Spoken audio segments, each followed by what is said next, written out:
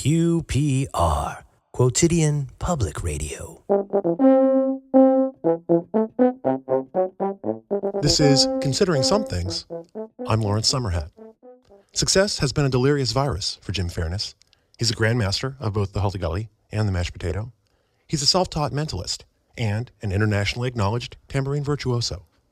Fairness also holds 3 world records in keeping it real, and he once spent almost a week teaching breakdancing to the impoverished children of Darfur. But until last year, Fairness was best known for discovering a little-known loophole in the rules of bingo that allowed him to win every game by punching his opponents in the face.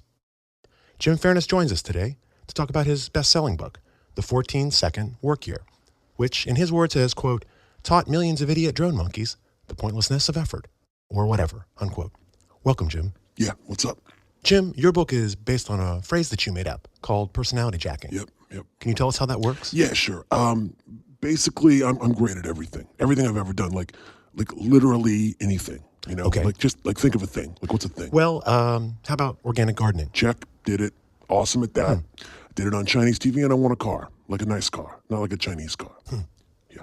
So, as a professional lifetrepreneur, I want to show people how to jack. Okay, how to jack. I'm making air quotes there. I don't know if people can see that. No, they can't, Jim.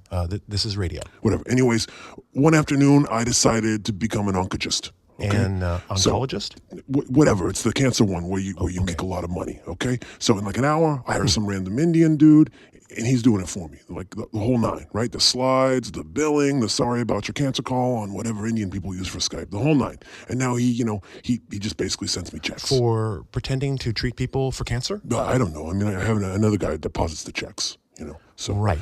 But unbelievably revolting as that is, Yeah. if that took you an hour, doesn't that sort of undermine the idea of the 14-second work year? No, see, look, work, quote unquote work is about more than quote unquote work, So I got like 3 sets of air quotes there. Is that something? Again, Jim, this is radio.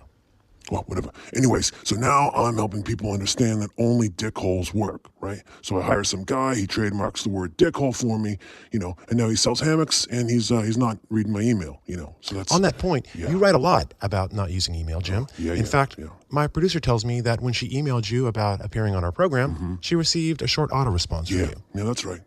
It said, in part, quote, I don't own a computer, and I didn't read this email. Nope. I'm in a hammock, not working. That's right. Go away, dickhole. Yeah. And then there's a little trademark symbol next to dickhole. Yeah, that's straight out of chapter 7, kicking ass with hammock foo, That's Okay, but my producer said you personally responded to that email within 8 seconds. Yep. But again, apart from suggesting that you don't own a computer, doesn't that count as working?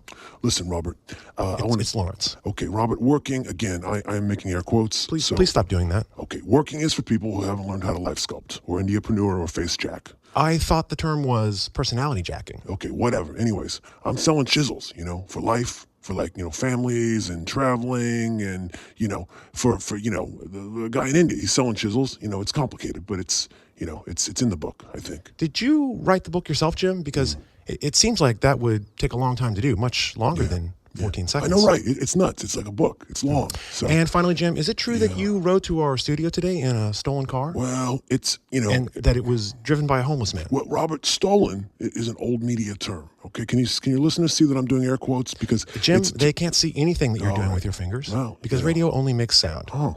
But thank you very much for taking the time to meet Listen, with us. can I keep this chair? It's a very... Please leave, Jim. Dickhole.